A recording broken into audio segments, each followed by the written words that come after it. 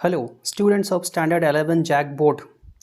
आप लोगों के लिए लेके आए हैं इंग्लिश कोर ENA का very important questions chapter wise. तो हर चैप्टर से 10-15 जो बहुत ही इंपॉर्टेंट क्वेश्चंस है हम वीडियोस के माध्यम से आप तक पहुंचाने की कोशिश करेंगे, जिससे एग्ज़ाम में डेफिनेटली श्योर शॉट आपको क्वेश्चंस मिल जाएगा। तो ये फर्स्ट पार्ट है जहाँ पे मैंने 4 चैप्टर को कवर किया है और 50 क्वेश्चंस हैं। तो हर चैप्टर से आपको इस चैनल के माध्यम से क्वेश्चन आंसर्स मिल जाएंगे। आप चैनल के साथ बने रहें और पार्ट 2 पार्ट 3 का इंतज़ार करें। बहुत ही जल्द आपको पार्ट 2 और पार्ट 3 भी मिल जाएगा, जिसमें टेक्स्ट बुक का सारा क्वेश्चंस आपको उपलब्ध करवा दिया जाएगा। साथ ही ग्रामर सेक्शन और राइटिंग सेक्शन के भी सारे क्वेश्चंस आपको ऑब्जेक्टिव फॉर्म में यहाँ पे उपलब्ध करा दिए जाएंगे। क्लास 11 से हर वो चीज़ जो इंग्लिश में आपको ज़रूरत है, हर चीज़ आपको उपलब्ध कराया जाएगा। तो इस उम्मीद से कि हम लोग बहुत अच्छे से पढ़ाई करेंगे, बहुत ध्यान से पढ़ाई करेंगे और एग्ज़ाम में फुल मार्क्स लाएंगे। तो आइए हम लोग स्टार्ट करते हैं class 11 subject English hornbill book से। जो इम्पॉर्टेंट क्वेश्चंस है हर चैप्टर से, चाहे वो पोएम हो चाहे स्टोरी हो, उसको डील करना है। तो याद रखें कि ये वीडियो है इंग्लिश कोर या कि ENA के स्टूडेंट्स के लिए, ठीक है। तो शुरुआत करते हैं। फर्स्ट चैप्टर जो हमारे सामने है वो है the portrait of the lady. तो मैं कहीं कहीं पे ऑप्शंस का यूज़ करूँगा, कहीं नहीं भी करूँगा समय को बचाने के लिए, क्योंकि हर बार अगर ऑप्शन देंगे तो वीडियो बहुत लंबा हो जाएगा। तो जहाँ कंफ्यूजिंग क्वेश्चन है वहाँ पे मैं ऑप्शंस दूंगा। सिंपल स्ट्रेट क्वेश्चंस में मैं ऑप्शंस नहीं दूंगा, सीधा आंसर ही बताता जाऊँगा। तो पहला क्वेश्चन है, who is the writer of the story. तो चैप्टर नंबर 1 है आपका पोर्ट्रेट ऑफ लेडी। इसमें राइटर का नाम बताइए, तो खुशवंत सिंह। तो हर चैप्टर का राइटर का, पोएट का नाम आप ज़रूर याद रखेंगे। नेक्स्ट है, the story is about the relationship between dash and dash. तो ये कहानी किसके रिश्ते के बारे में है? Answer Khushwant Singh and his grand mother. तो ये कहानी दादी और पोते की कहानी के बारे में ही है। नेक्स्ट है, who described as winter landscape in the mountains and spans of pure white serenity. तो ये जो वाक्य कहा गया है, ये वाक्य किसके लिए कहा गया है? ठीक है, वाइट सेरेनिटी, सफ़ेद पवित्रता, किसके लिए? तो आंसर याद रखेंगे ग्रैंड मदर, दादी के लिए ये बात कहा गया है। आगे बढ़ते हैं क्वेश्चन नंबर 4 में। Khushwant Singh stated in the village with his. तो खुशवंत सिंह जो हैं, स्टेड यहाँ पे आप इसको पढ़ेंगे कि किसके साथ वो रहे थे विलेज में। तो सिंपल सा है, स्टेड यहाँ पे है, ठीक है। तो गांव में किसके साथ वो थे? तो ग्रैंड मदर के साथ थे यहाँ पे। आगे बढ़ते हैं, in the village grandmother offered bread to. गांव में ग्रैंड मदर किसको रोटी खिलाती थी रोज? आंसर है डॉग्स। दूसरा क्वेश्चन है, in the town grandmother offered bread to. शहर में किसको वो रोज रोटियां खिलाती थी? तो दोपहर को स्पैरोज को, ठीक है, चिड़िया को। क्वेश्चन नंबर 7 में, What did the grandmother not like about the town school of Khushwant Singh? Khushwant Singh पहले गांव में रहते थे, वहाँ पे मम्मी पापा थे नहीं, दादी के साथ वो रहते थे। जब वो शहर आए तो शहर में वो इंग्लिश मीडियम स्कूल जाने लगे, और इंग्लिश मीडियम स्कूल के बारे में दादी को क्या चीज़ पसंद नहीं था? तो ऑप्शन देखें, teaching of English, teaching of music, no teaching of scriptures. Scriptures का मतलब होता है धार्मिक किताब। तो इनमें से कौन सा बात दादी को पसंद नहीं था? तो तीनों ही बात उनको पसंद नहीं था, इसलिए राइट आंसर क्या हो जाएगा? All of these. अगले क्वेश्चन में आते हैं, क्वेश्चन नंबर 8 में, when did the grandmother and Khushwant Singh got their room separated. तो काफ़ी समय तक दादी और पोता दोनों अच्छे दोस्त की तरह एक साथ एक ही कमरे में रहते थे, पर कब दोनों का कमरा अलग हो गया? तो आंसर है when Khushwant Singh went to university. जब वो कॉलेज जाना शुरू कर दिए तब इनका कमरा अलग हो गया, अलग अलग कमरे में ये रहना शुरू किए। Question number 9, Khushwant Singh went to abroad for how many years. Khushwant Singh विदेश जाते हैं कितने सालों के लिए? अब्रॉड मतलब विदेश। तो आंसर है 5 ईयर्स। उनको लगा था जब लौटेंगे दादी जिंदा नहीं होंगी, पर जब वो लौटते हैं दादी अभी भी जिंदा थीं।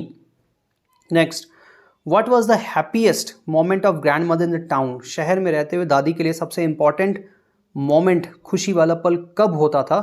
When she fed sparrows. Fed का मतलब है खिलाना, तो जब वो चिड़िया को खाना खिलाती थी, ये उसके लिए सबसे हैप्पी मोमेंट होता था। Where was the photograph of the grandfather placed in the house. ये पिछले साल आपके 11th बोर्ड एग्जाम में पूछा गया क्वेश्चन है कि दादाजी का फोटो कहाँ पे लगा हुआ था घर में? तो आंसर है above the mental peace in the drawing room. तो ड्राइंग रूम में मेंटल पीस के ऊपर फोटो उनका लगा हुआ था। नेक्स्ट क्वेश्चन है, in the story the relationship between Khushwant Singh and his grandmother is divided into how many phases? तो कितने चरण में दादी और पोते के दोस्ती को इस कहानी में दिखाया गया? तो आंसर होगा 3 फेजेस थे। पहला फेज था जब वो साथ में गांव में थे, दूसरा फेज था शहर में थे, एक कमरे में एक साथ रहते थे, तीसरा फेज था जब कमरा अलग हो गया, फिर बाद में वो विदेश भी जाते हैं। अगला क्वेश्चन है, what does scripture mean? Scripture का मतलब क्या होता है? तो इसका मतलब होता है होली बुक, पवित्र किताब, जैसे कि कुरान, जैसे कि बाइबल, महाभारत, रामायण, ये सब स्क्रिप्चर्स के अंदर आते हैं। अगला क्वेश्चन है, Khushwant Singh was born at which place? Khushwant Singh का जन्म कहाँ हुआ? तो इस बार क्लास 12th के एग्जाम में ये देखा गया कि ऑथर के बारे में भी कुछ क्वेश्चंस पूछा गया है जो आपके सैम्पल पेपर वगैरह में कहीं पे भी जिक्र नहीं है। तो आप ऑथर का जन्म स्थान, उनके किताब के बारे में थोड़ा सा अलग से ज़रूर पढ़ ले, जो कि किसी भी गेस्ट पेपर, सैम्पल पेपर में कहीं भी लिखा नहीं गया है। तो आंसर है हदाली, पंजाब, जो कि अब पाकिस्तान में है। तो ये गांव का नाम याद रखेंगे, इनका जन्म हुआ है हदाली, पंजाब में, जो कि पाकिस्तान में अब पड़ता है। अगला क्वेश्चन है इस चैप्टर का आखिरी question, which among these is a famous book written by Khushwant Singh? तो वहाँ पे कोई 3-4 ऑप्शन रहेगा, उसमें आपको पता करना है कि खुशवंत सिंह के द्वारा लिखा हुआ इनमें से किताब कौन सा है। तो जो कुछ फेमस बुक्स है, ऐसे तो इन्होंने बहुत सारा लिखा है, पर जो सबसे फेमस बुक्स है वो उसके सामने नाम मैं आपका रख देता हूँ। Train to Pakistan, Gadar movie अगर आप जानते हैं, ट्रेन टू पाकिस्तान उससे रिलेटेड है। दूसरा, I shall never hear to a Nightingale.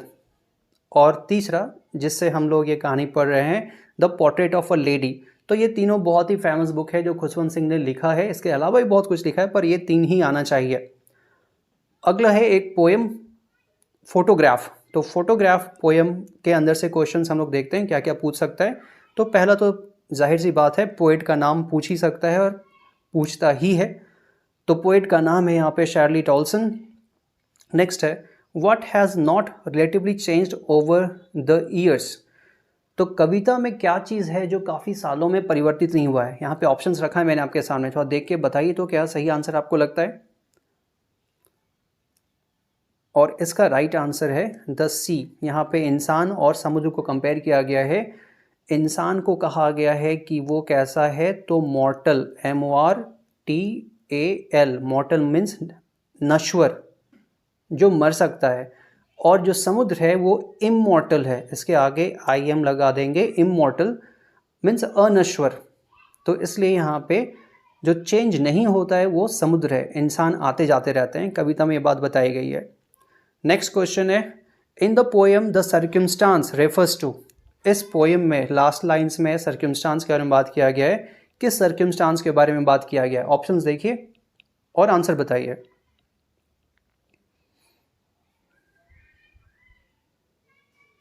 तो सर्कमस्टांस जो सिचुएशन है, राइट आंसर है D, the death of poets mother, कि पोइट की माँ मर जाती है, इस बारे में कुछ नहीं कर सकते हैं, क्योंकि जो एक बार मर गया वो रिवर्स नहीं हो सकता। अगला है क्वेश्चन 19, फिर से ऑप्शन है, आप ध्यान देंगे और आंसर करने की कोशिश करेंगे, बाद में तो मैं बताऊंगा ही। The dominant feelings in the poem is of? तो इस कविता में कौन सा डोमिनेंट फीलिंग्स है?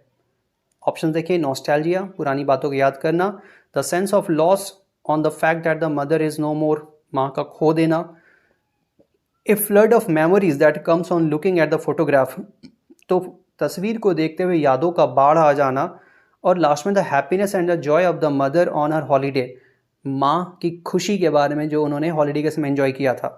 तो राइट आंसर यहाँ पे है, जी हाँ, नंबर सी। ए और बी ठीक है, पर सी ज़्यादा अच्छा है, इसलिए सी यहाँ पे आंसर हो जाएगा। क्वेश्चन नंबर 20 है, the poet has very effectively shown a contrast between? तो कॉन्ट्रास्ट का मतलब क्या होता है? दो अलग अलग चीज़ों का तुलना करना। तो किस दो अलग चीज़ों का तुलना किया गया है? ऑप्शन देखिए, present past, older generation, present one, permanence of nature and how transient are human beings, happiness and sorrow. तो ये क्वेश्चन थीम समझने के लिए बहुत ज़रूरी है। हो सकता है एग्जाम में क्वेश्चन ना आए, पर ये बात अगर आप समझते हैं तो ये पोएम आप आसानी से समझेंगे। द परमानेंस ऑफ नेचर, की प्रकृति हमेशा रहती है, एंड हाउ ट्रांजिएंट मतलब क्षणिक, इंसान कितना क्षणिक है, इस बारे में ही ये कविता है। ये बात आप ध्यान रखिएगा। तो बहुत ही मदद मिलेगा इस कविता को समझने में। अगला क्वेश्चन है बहुत ही आसान सा, इसलिए ऑप्शन नहीं दिया गया है आपको। In the photograph there are pictures of how many girls, उस तस्वीर में कितनी लड़कियों का फोटो है, तो 3। नेक्स्ट है what was the age of poet's mother in the photograph, photograph में माँ का उम्र कितना है, तो 12 years.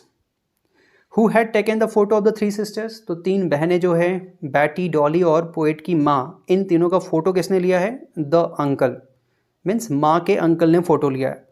Whose terribly transient feet has been washed out, किसका पैरों का निशान वहाँ से मिट चुका है, तो पोएट्स मदर्स, तो पोएट की जो माँ है उनके पैरों का निशान वहाँ से मिट चुका है। अगला क्वेश्चन है both are with the laboured ease of loss, what does this line tell about, ये लाइन है कविता के लास्ट पार्ट में। इस लाइन से आप क्या समझते हैं, बहुत ही डिफिकल्ट लाइन है, तो आप यहाँ पे आसानी से समझिए। The mother and the poet are trying hard to laugh at their losses, माँ और बेटी दोनों ने कुछ खोया है। माँ ने क्या खोया है, अपना बचपन, बेटी ने क्या खोया है, अपनी माँ को, ठीक है।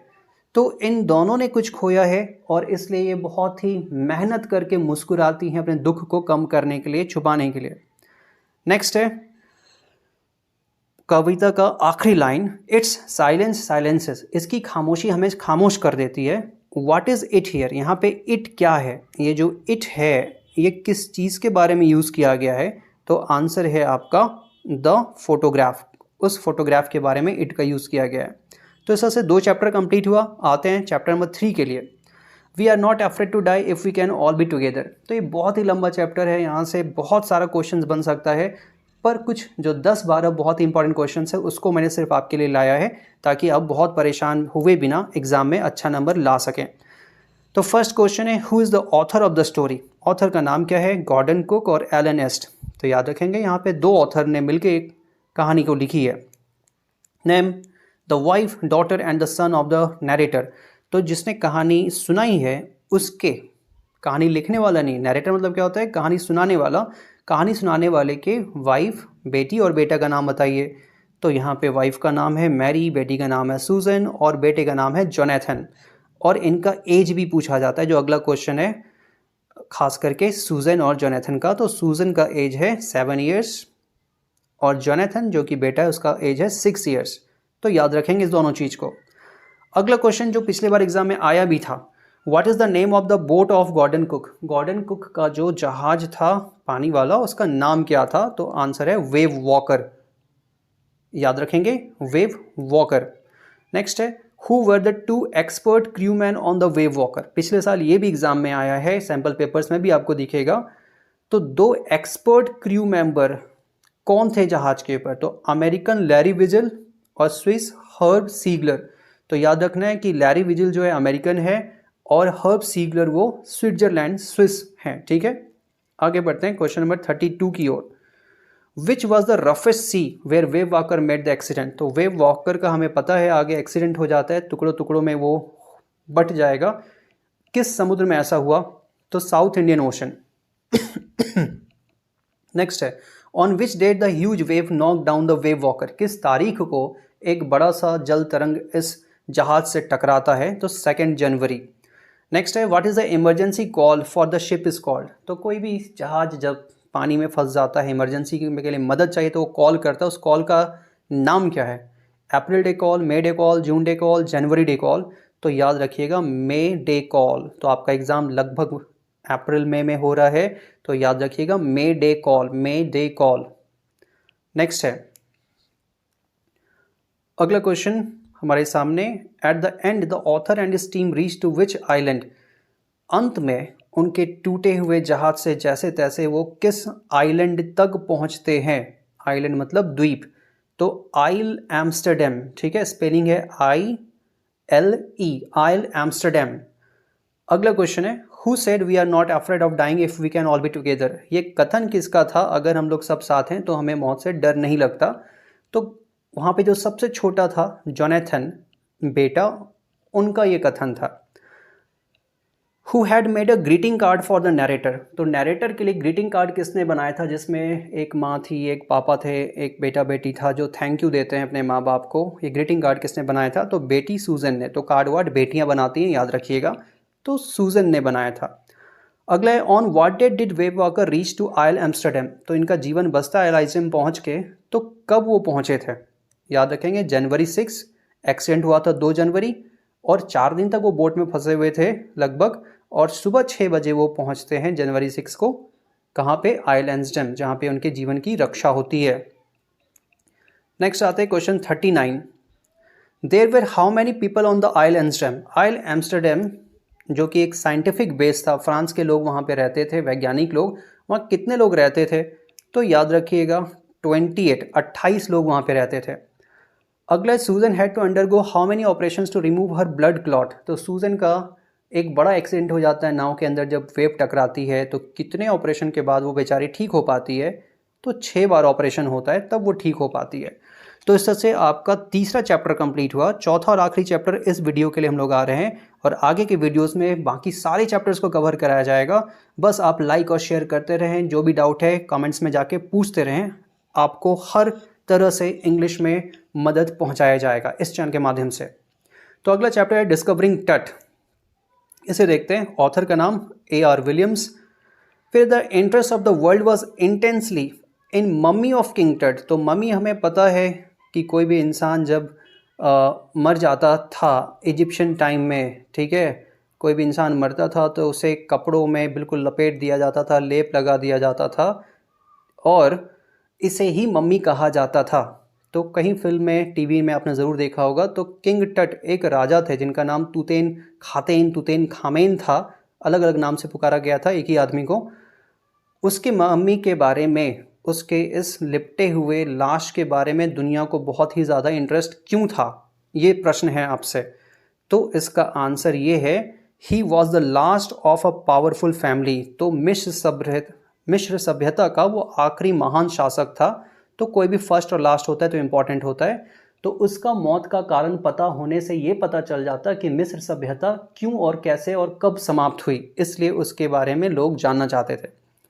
नेक्स्ट क्वेश्चन है, किंग टट वॉज बरीड ऑन इन मार्च और अप्रैल। कि उनका मृत्यु हुआ होगा मार्च अप्रैल में।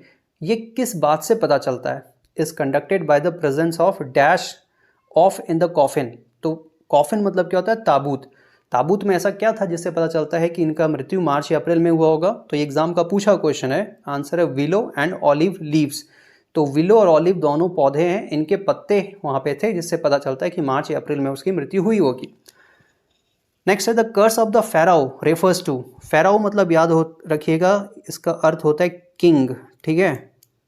फेराओ मतलब होता है इजिप्ट में किंग। तो राजा का श्राप से आप क्या समझते हैं? ये प्रश्न है। तो आंसर है यहाँ पे, the misfortune be befalling on those who would disturb the died Pharaoh. तो जो उस मरे हुए राजा के ताबूत के साथ छेड़छाड़ करेगा उसे श्राप मिलेगा। ये वहाँ पे था कर्स ऑफ फेराओ। अगला question, according to ancient Egyptians dash was a god of afterlife. Afterlife मतलब पुनर्जन्म। पुनर्जन्म के राजा, माफ़ कीजिएगा, पुनर्जन्म के भगवान कौन थे? God of after life. तो ये नाम यहाँ पे है ओसिरिस। ओसिरिस जो थे पुनर्जन्म के भगवान का नाम था।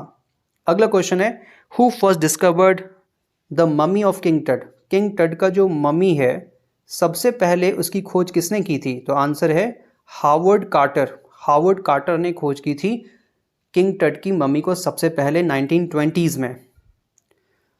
आगे, विच technology was used on king टट बॉडीज बाय जाही हवास। तो जाही हवास नाम भी याद रखिएगा, जाही हवास यहाँ पर रिसर्च करने आए थे। और किस टेक्नोलॉजी का यूज़ करते, किस मशीन का यूज़ कर रहे थे? तो सीटी स्कैन का। सीटी स्कैन का नाम आपने सुना होगा, computed tomography scan machine. Next है, who donated the CT scan machine for the research work. तो रिसर्च वर्क के लिए किसने ये मशीन डोनेट किया था? तो आंसर यहाँ पे है national geographic society and Siemens. Siemens एक मोबाइल कंपनी थी, अगर आप जानते थे। तो नेशनल ज्योग्राफिक सोसाइटी और सिमेंस ने मिलकर ये बहुत ही महंगा मशीन डोनेट किया है जाही हवास और उनकी टीम को, किस लिए, ये पता करने के लिए कि किंग टट की मृत्यु कब, कैसे और क्यों हुई। आगे बढ़ते हैं, आखिरी 2 क्वेश्चंस इसी चैप्टर से और इस वीडियो का आखिरी 2 questions. How many digital x-ray image of King Tut were got from CT scan machine. तो सीटी स्कैन मशीन से टोटल कितने इमेजेस प्राप्त हुआ जाहियाबाज को, तो 1700 इन क्रॉस सेक्शन, 1700 फोटो वहाँ पे प्राप्त हुए क्रॉस सेक्शंस में, यूं यूं यूं यूं यूं, ठीक है।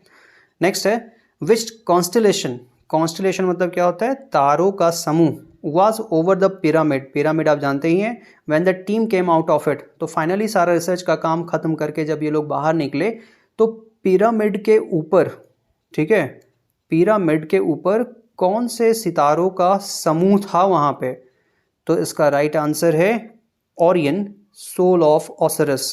तो ओरियन उस कॉन्स्टलेशन का, सितारे के समूह का नाम था, जो कि भगवान है किस चीज़ के, पुनर्जन्म के, आफ्टर लाइफ के, जो आपको पहले बता दिया गया है। तो इस तरह से आपको 4 चैप्टर से 50 जो सबसे इंपॉर्टेंट क्वेश्चन है आपको यहाँ पे दिया गया है। आप डिटेल में इसकी पढ़ाई करें, आप तुक्का मारने पे ना जाएं, सैंपल पेपर तक सिर्फ निर्भर ना रहें, वहाँ से आपको पास मार्क्स मिल जाएगा, पर फुल मार्क्स मिलेगा आपको सिर्फ इस चैनल के माध्यम से। मैं आपको हर इंपॉर्टेंट क्वेश्चंस प्रैक्टिस कराऊंगा। तो अभी के लिए इतना ही, बहुत जल्द आपको मिलेगा इसका दूसरा पार्ट।